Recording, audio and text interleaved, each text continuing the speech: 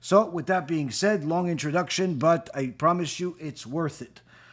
This shiur is going to be one of the fundamentals that will rewire whatever loose wires are in your ashkafa, in your ideology, regardless of how long you've been learning Torah, whether it's a few months or a few years or many years. This particular issue that Rav Elchanan Wasserman has prepared us for over the last several weeks is a fundamental issue for not only in general, but specifically for the times that we have. Now, after learning that in the last week's shiur, the War of Amalek, number 9, that Hashem permits the illusion of the Satan fighting him, meaning that Hashem gives the Satan the ability to look as if he's beating Hashem. He is, in essence, in control because of so many bad things happening, whether it's in a person's life or it's on the nation itself, on Am Yisrael, where you see at the times of the Holocaust, the destruction of the Bet HaMikdash, the Chet HaEgel, the golden calf, all of these times of that horrible things happened. Specifically now that we are in the 9 days right before Tisha B'Av, we know that this is a time where Hashem has allowed throughout history for the illusion of the Satan to look like as if he is winning, as if he is fighting God. Now, Rav Elchanan Wasserman was really preparing us with all of that for what we're going to learn today, where this is going to help us determine how to actually fight the Satan in the war of Amalek, in our personal issues, but most importantly, in our nation's issues that we have right now. The war against Erev Rav, the war against Amalek, is not going to be an easy one. And if we don't know how to fight, who to fight, when to fight, then of course we've already lost the fight. Chas v'shalom. So Rav Elchanan Wasserman is going to teach us how to actually fight the Satan when, after all, Hashem is the one that's decreeing it.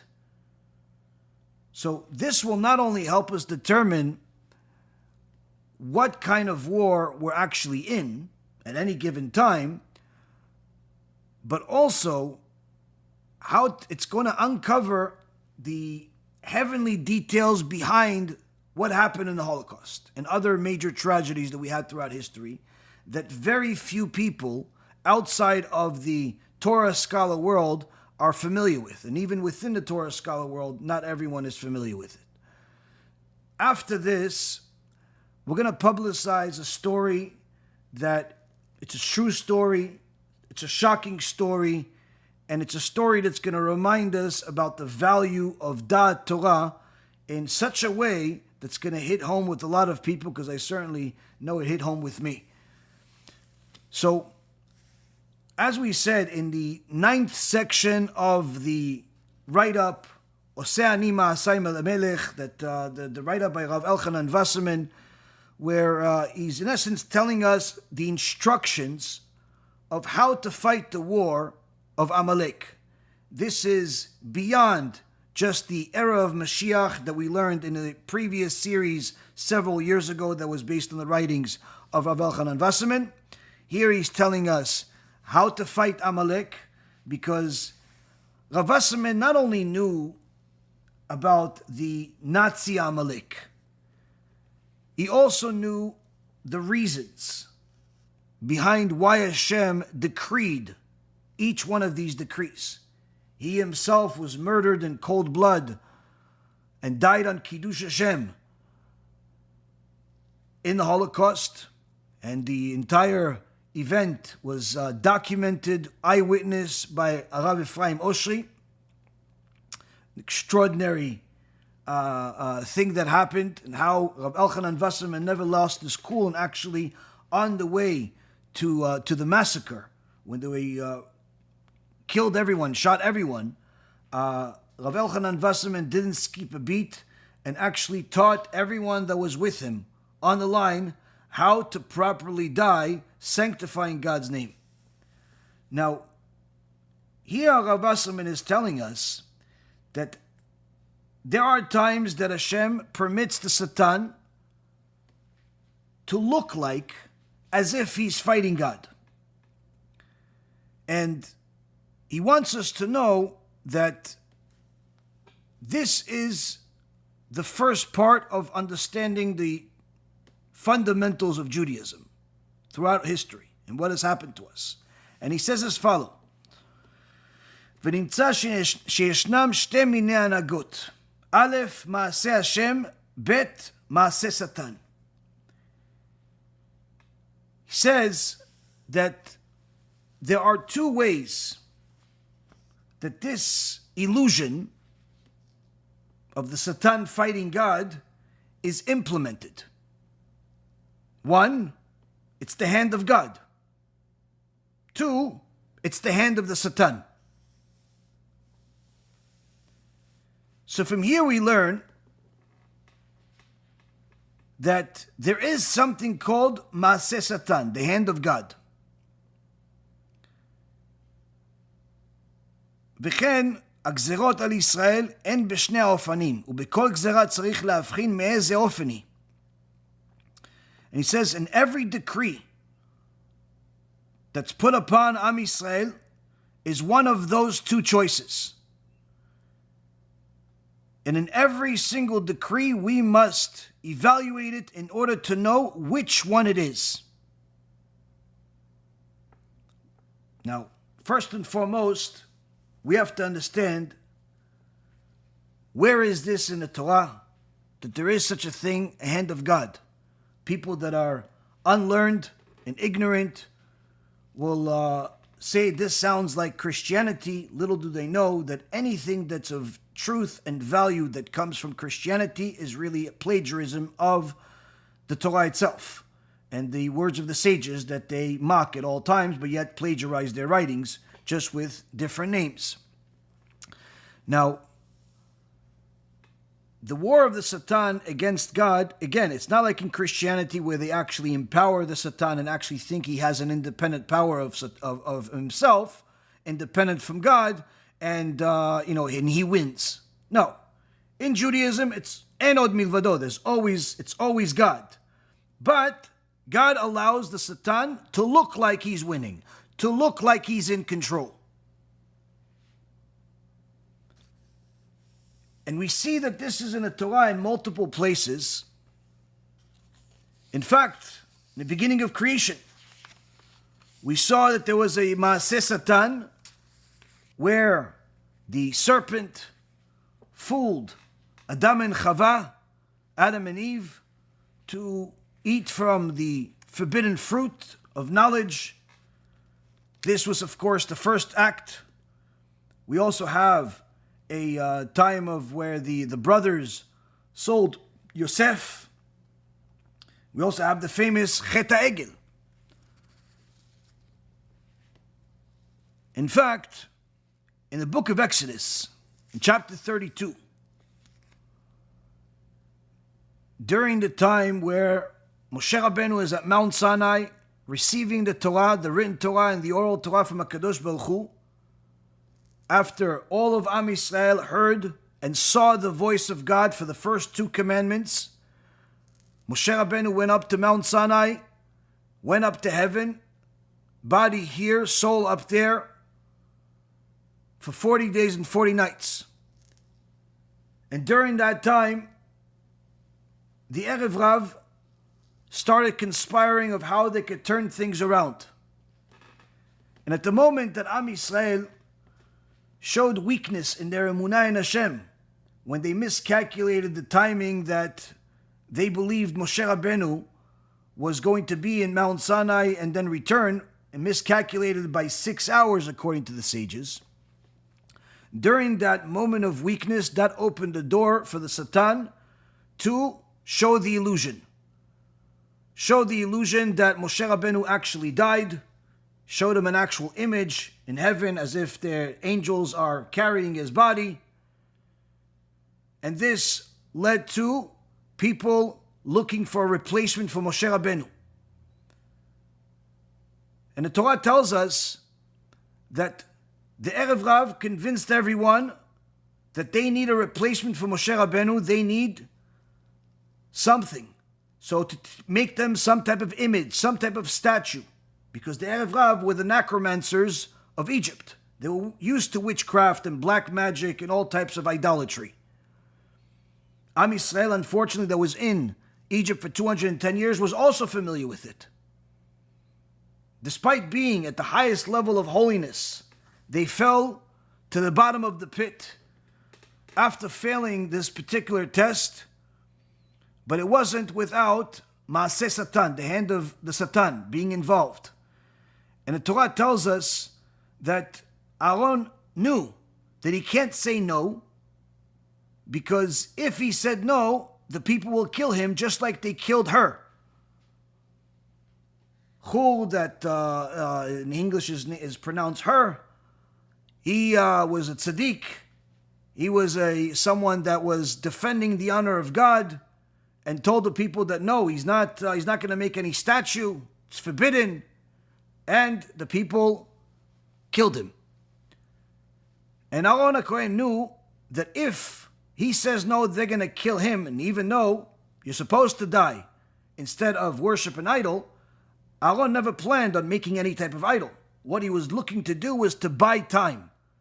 So how can you buy time? Because he knew that Moshe Rabbeinu was going to come back. He knew that salvation is going to come. But he knew that no one had patience because of all of the evil unity that they had at the time. And we call it evil unity because obviously it was the evil that united them. So Aaron said, you know what? One of the ways that you could get people to slow down in their excitement about religiosity is when you bring up money. If you tell them, come to shul, pray, sure. Come, I'll give you a blessing, sure. Come, I'll give you free stuff, sure. But you tell them, listen, come and donate. Get a few of your friends to donate also. All of a sudden, listen, Rabbi, I'm busy. Can you get back to me, call me back, remind me? So Aaron planned that, you know what? Let me ask him for money. So he told everybody, listen, okay, you want to make a statue? Fine. Everyone, bring me your gold. And of course, the Satan was involved in already inspiring the people in an evil way, and all of a sudden people forgot about the value of money, and people were taking off their earrings and nose rings and everything that they had without caring about everything, bringing piles, truckloads of gold. Without a care in the world, all of a sudden they didn't care about gold.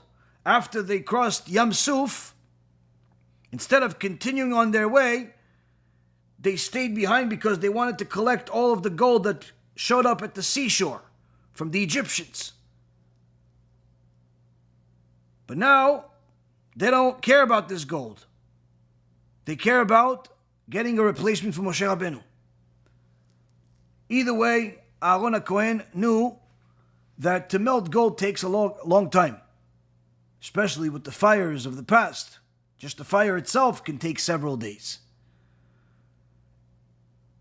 And the people threw the gold into the fire. And then the Torah says, Vayara Aaron. And Aaron saw. But it doesn't say what he saw. Until you go to the oral Torah, the commentary by Rashi, where Aaron HaKohen saw that this gold that was supposed to take days to melt, which by then certainly Moshe Rabbeinu was going to come back. By then certainly the salvation was going to happen. But this gold instantaneously melted, united, and Aaron HaKohen saw that there's a spirit that entered this gold. And this gold morphed into the statue, as the David HaMelech says in Psalm 106, verse number 20, Betavnit shor ochel esev.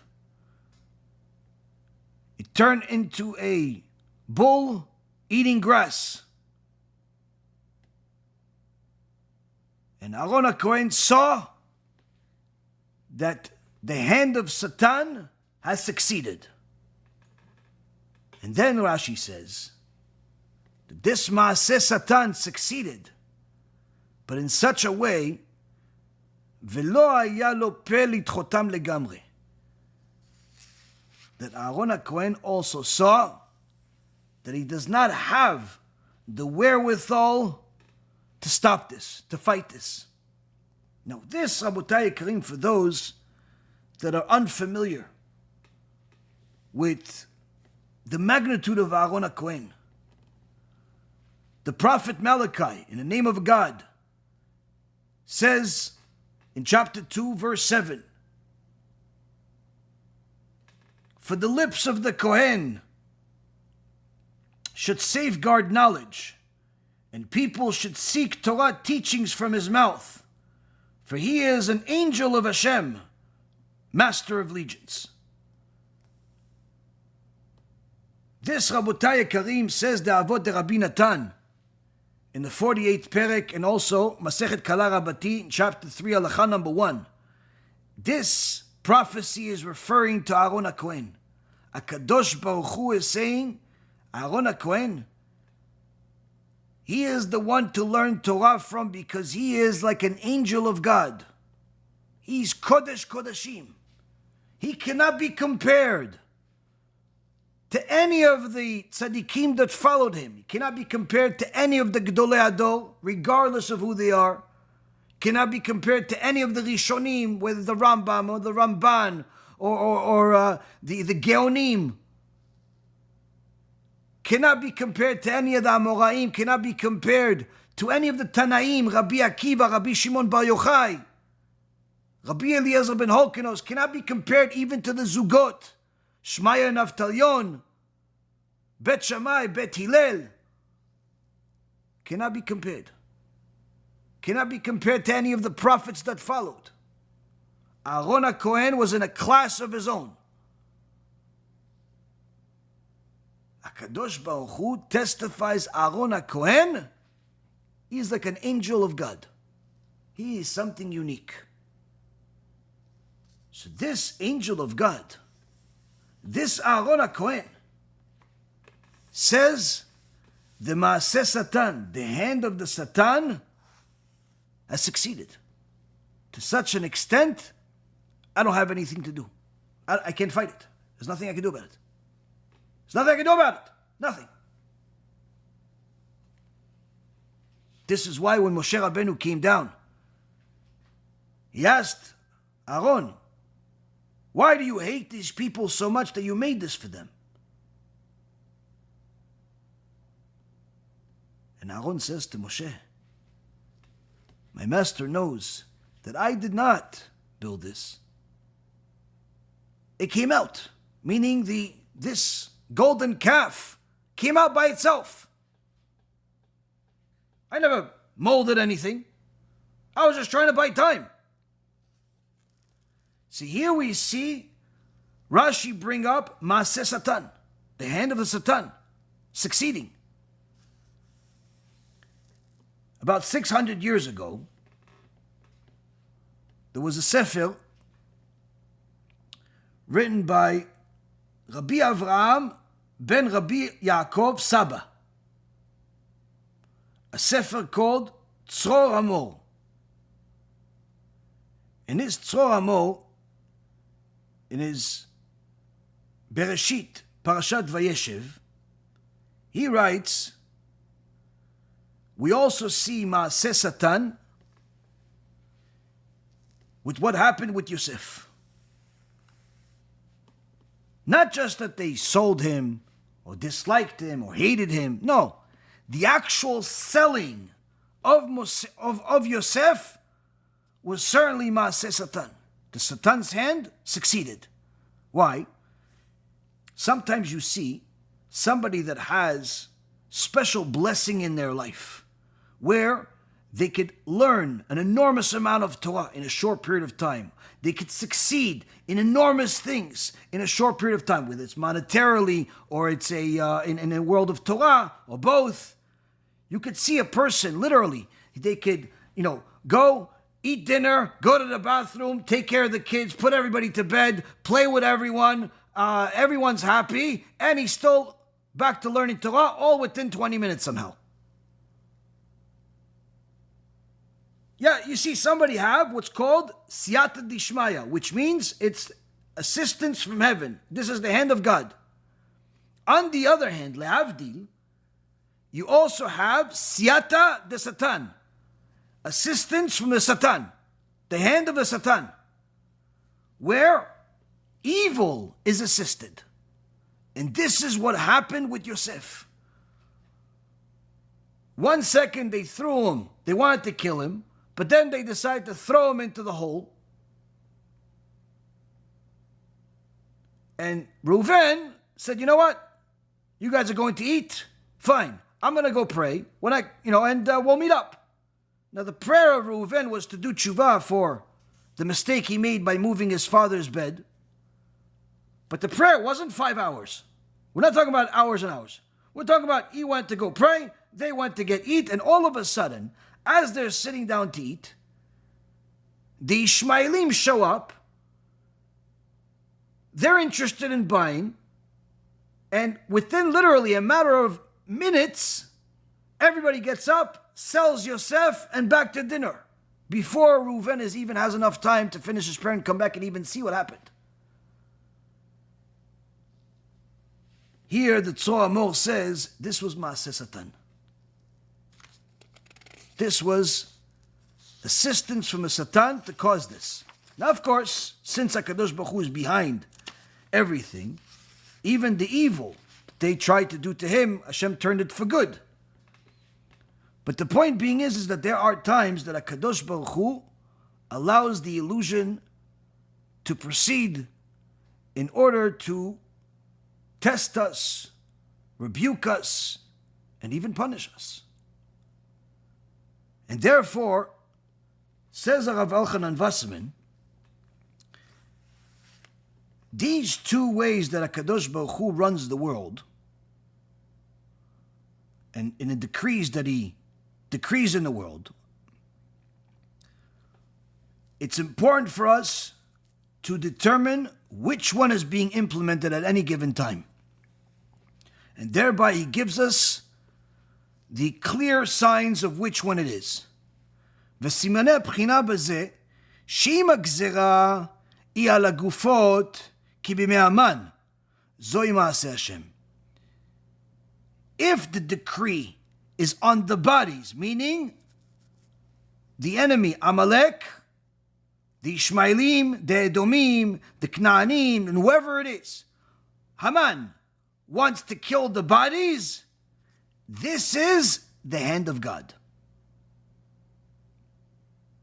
ותכליתה היא להחזירנו למוטב. And the purpose of this decree is to get us to do tshuva.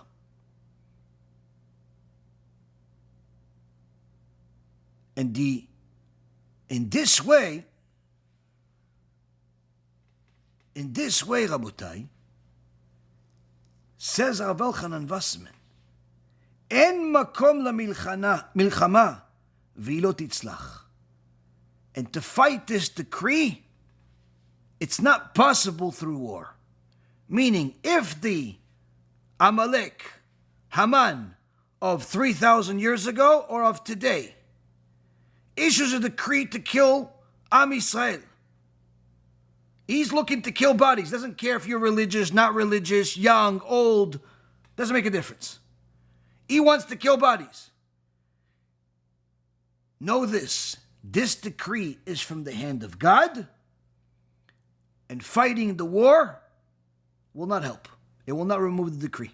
You cannot defeat this decree with missiles. You cannot defeat this decree of Hamas, of Iran, with weapons. Doesn't matter how much you fight. Why? Because the purpose of this decree coming from the hand of God is to get us to do tshuva. אבל אם הגזרה היא על הנפשות ותכליתה היא להעביר ישראל על דתם ולא להחזירם למוטב, אין זה מעשה השם כי אם מעשה שטן. But on the other hand, if the decree is on the souls of Am Yisrael, and the purpose of it is to get Am Yisrael to forsake their religion, to forsake their loyalty to God, and not to get them to do tshuva, then this is not the hand of God, but rather Maasei Satan. This is the hand of the Satan. וכדי להחליש כוח השטן, דרוש שישראל ימסרו עצמם להריגה במלחמה ממש. And the only way to weaken the strength of the Satan, it's required that Am Yisrael sacrifice themselves even to death in an actual war. So this, we see, is the opposite of how our logic is. If the decree on Am Yisrael is only for the bodies, then this is the hand of God, because the ultimate purpose is for us to do tshuva, like we did at the time of the Haman, wanted to kill everybody, didn't matter if you were religious or not. Mordechai got everybody to do tshuva, Esther got everybody to do tshuva, decree's gone. Bodies, safe. On the other hand, if the decree is on the souls, like the Greeks, who wanted us to become Greeks, to become idol worshippers, to become immoral, to become men married to men, and women to women. This was after the souls, then this is the hand of the Satan, and therefore the only way to weaken the Satan's decree is actual war. Get your spears, get your guns, get your knives, get your forks. You have to go sacrifice your life for this. Now, why is this the case? Because HaKadosh Baruch Hu wants us to use the weapon of the enemy and defend ourselves. Am Yisrael, named after Yaakov Avinu. Yaakov Avinu is also named Israel. The gift that Am Yisrael got from HaKadosh Baruch Hu is the gift of speaking. Pray to Hashem, learning His Torah, prophecy. When we use this mouth to learn Torah, to pray to Hashem, to do good things, to give tzedakah, we become the hand of God in this world. We become His children, where HaKadosh Baruch Hu can show His glory through us, of all the wonderful things that we're able to do. On the other hand, Esav, the brother of Yaakov, was also gifted. He was gifted and blessed with the sword. He's the man of swords. He's the man of war. And that's why, Rabotai, a couple of weeks ago when we learned about Pinchas killing Bilam, the Torah specifically says that Pinchas killed Bilam with the sword. Why does the Torah specifically mention that he killed him with the sword, but it doesn't mention how we killed everybody else? Not Og Melech HaBashan, not Sichon, not anybody else, but specifically Bilam was killed with the sword. Why this extra couple of words? Because, says the Midrash Rabbah, Bilam tried to use our gift, our blessing of the mouth, of prophecy, in order to kill us. So at that moment, Pinchas knew that you are trying to destroy us with our gift. That gives us the permission to destroy you with the gift you have with the sword. That's the only way to kill you. And that's how he killed him. So says Rav Elchanan Wasserman, when the decree is on bodies, the purpose is for us to do tshuva, because this is the hand of God. When the decree is for us to become secular, for us to become communists, for us to become atheists, then the decree is from a Satan, and we must be willing to sacrifice our life and go to actual physical war. V'dugma leze, anu ro'im b'yamenu, says Rav Elchanan Wasserman. An example of this we see in our days. He's talking about his days, but you could literally apply this to our days. That there are decrees on Am Yisrael in 2 different countries. Ki gzerot ha'edomim en maaseh satan, לרחק ישראל מהאבים שבשמיים, ובמדינה אחרת היא להיפוך, לקרב בזרוע את הרחוקים. Says Rav Wasserman, look, we can see what's happening right now. There are decrees on Am Yisrael in 2 different corners of the world. The decree of the Edomim, the decree of the fathers of Amalek, is from the Satan. How do we know? Because their goal is simply to get us to distance ourselves from our Father in heaven. By becoming secular, by becoming communists, by becoming atheists, intermarriage, assimilation, be like us, abandon God. This is what happened in Germany. Many Jews even converted to Christianity and Catholicism.